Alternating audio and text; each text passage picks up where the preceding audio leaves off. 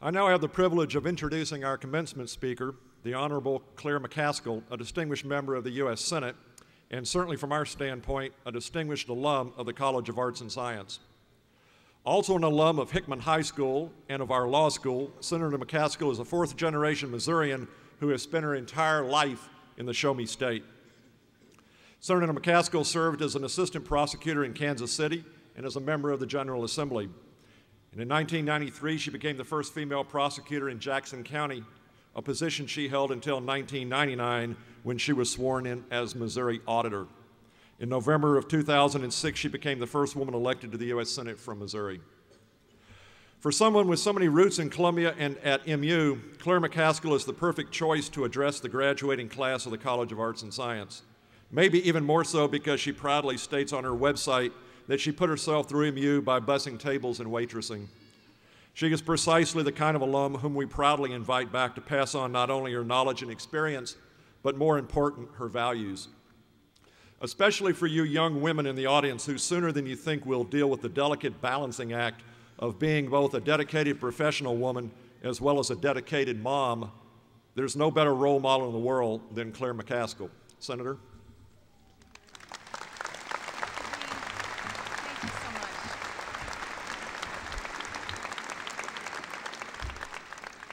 Thank you so much. It is great fun for me to be here.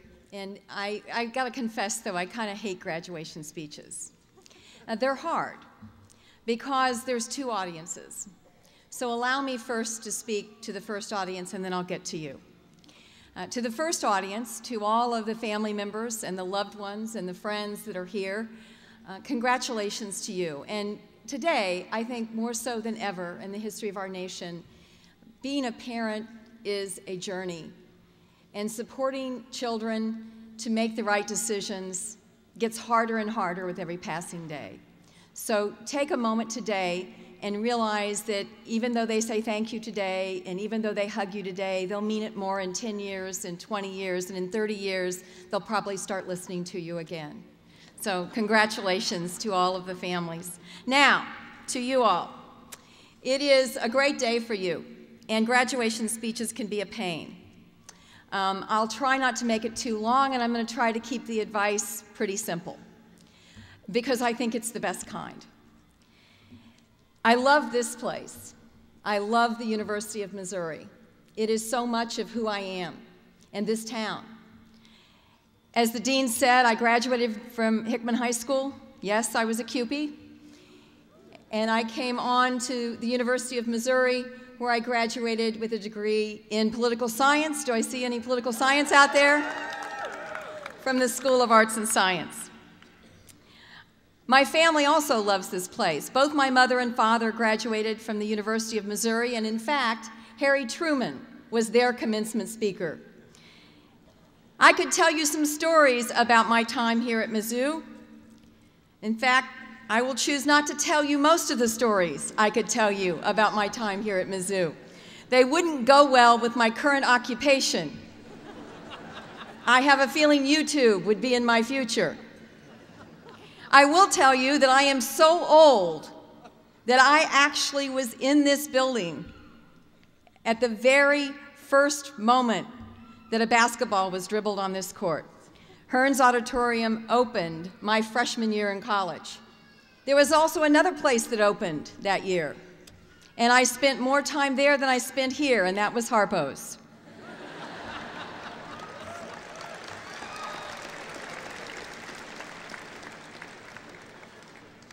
I do want to give you 5 simple pieces of advice. First, read the newspaper, get out of your comfort zone, don't let your degree get in the way, take risks, and be an optimist while you plan ahead. I think the first piece of advice is pretty important, and it's not that hard, you guys. It's called read the newspaper. Know what's going on in the world.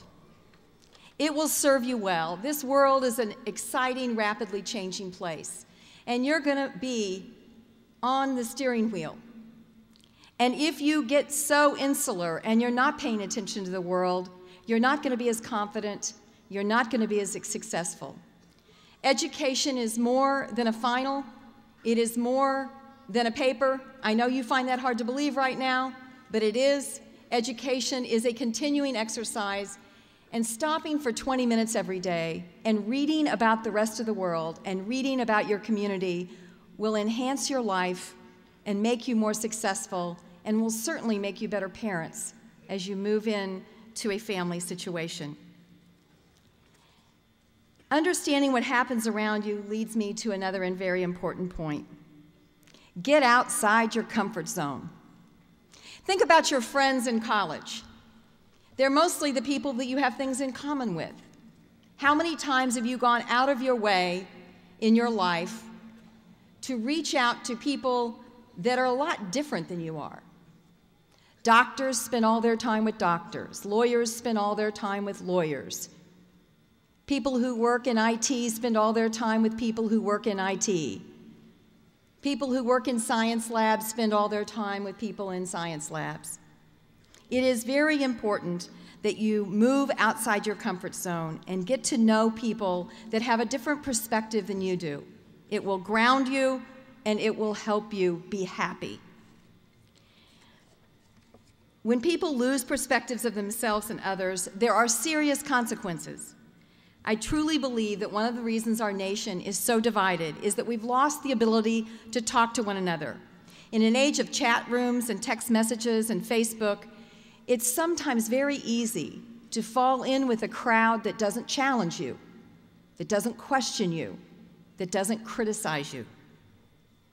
And if that happens to your generation, we're going to be in a heap of trouble. You don't have to agree with everybody, but you at least need to understand where they're coming from.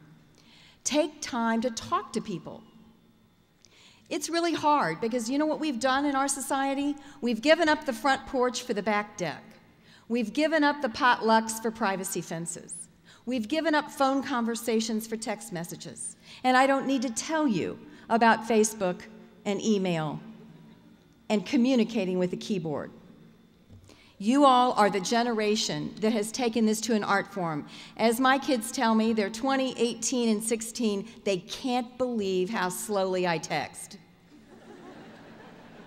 I have a feeling that all of you that are going to be surgeons are going to have a lot of work on thumbs before this is all over in terms of how quickly you all type. Remember, you cannot laugh out loud with a keyboard. Laughing, you know, that little, you know, the little signs you make for the different expressions, it's not the same as sharing a laugh with someone.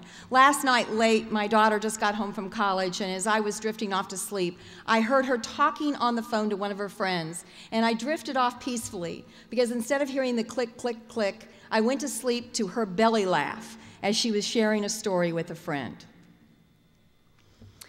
The next piece of advice, don't let your degree get in the way. Now, don't panic, parents. I know it's worth a lot of money, but it shouldn't get in your way. If you're going to be happier earning $25,000 a year as a social worker than $200,000 as an investment banker, then by all means, be a social worker. Don't let your degree get in your way.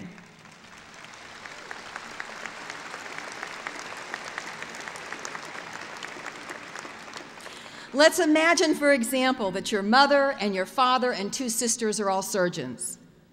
In fact, you think you've wanted to be a surgeon all your life. At least that's what you've been told. Here you are at your commencement ceremony, and it's the summer, facing the summer after your graduation.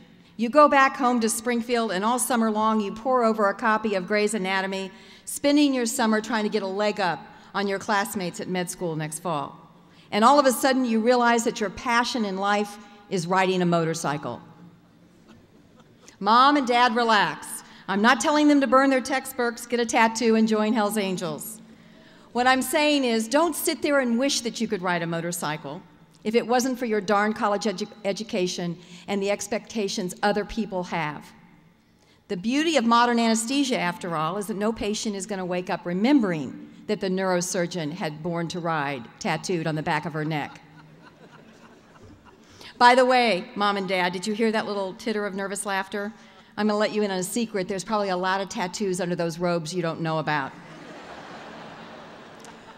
When you discover them this summer at the lake, just be grateful that they're not Kansas Jayhawks.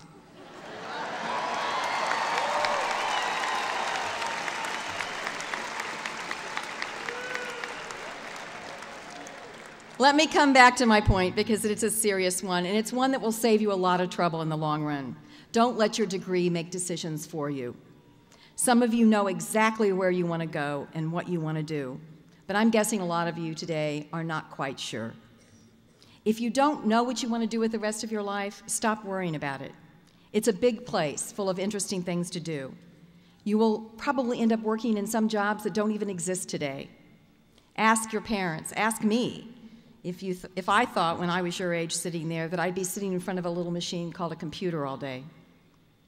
The definition of success is loving what you do, and don't let anybody tell you that it's anything different.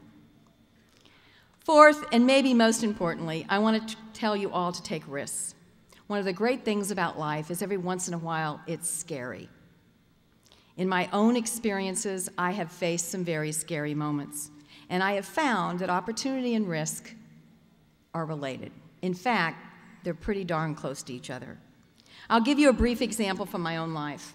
I grew up thinking I wanted to be the first woman governor of Missouri. I went through undergrad at Mizzou thinking I wanted to be the first woman governor of Missouri. I went to law school at the University of Missouri because I thought it would help me be the first woman governor of Missouri. I spent years and years focusing on and working towards the goal of being the first woman governor of Missouri. I woke up the first Wednesday in November in 2004, and I had just lost the race to be the first woman governor of Missouri. It was a difficult time for me. I baked a lot of chocolate chip cookies, drank a lot of red wine, and gained about 20 pounds. Maybe one day you will lose an election. This is probably the only time in my life that I will quote Mike Tyson. But he once said, "Everybody has a plan until they get punched in the face." I would like to think that Iron Mike Tyson and I don't have much in common, but I do appreciate the honesty of that statement. For me, that election in 2004 was my punch in the face. And I always thought it was a cliche that when one door closes, another door opens, but as it turned out, it's true. When I came to the decision to run for the United States Senate in 2006, most people didn't think I could do it. Frankly, there was a part of me that didn't think I could do it. My confidence was shaken. If I couldn't beat a fairly young, inexperienced candidate for governor, what made me think I could take on an incumbent U.S. senator of the other party? This is a tough, tough job. This is a close state. I just lost. I did it anyway. And I stand here before you today as the first woman elected to the United States Senate.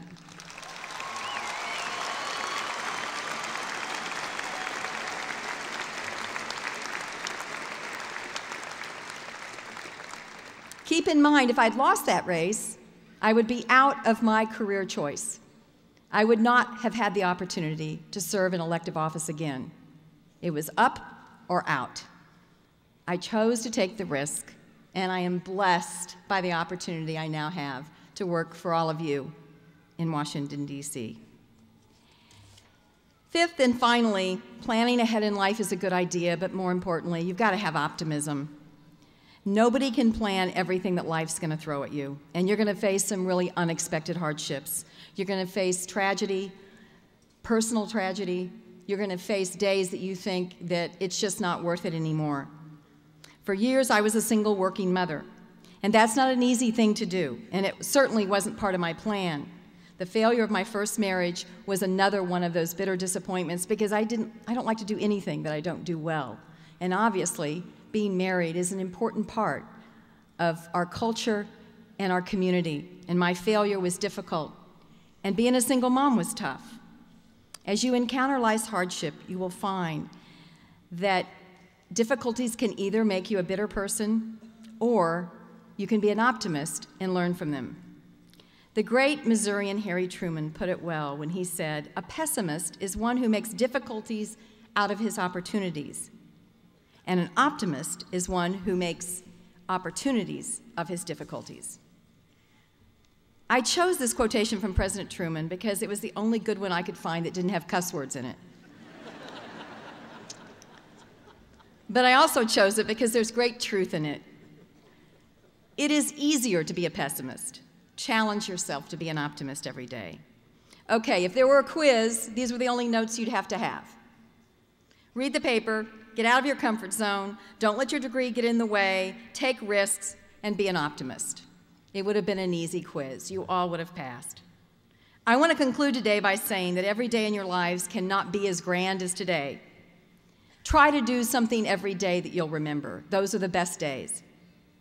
You've all met challenges and overcome them to make it here, and I know there were some bumps in the road. But at the end of the day, the fact is those bumps is what makes today so very special. The bad days are what make the good days worth it. And believe me, there are going to be some bad days, but there will also be many days like today that are full of love, accomplishment, and celebration. Today is a day of endless possibilities and bright futures. Be brave out there. Be brave. We need you. And most of all, be true to yourself. God bless you, God bless your families, the great state of Missouri, and the wonderful nation of the United States of America. Thank you very much.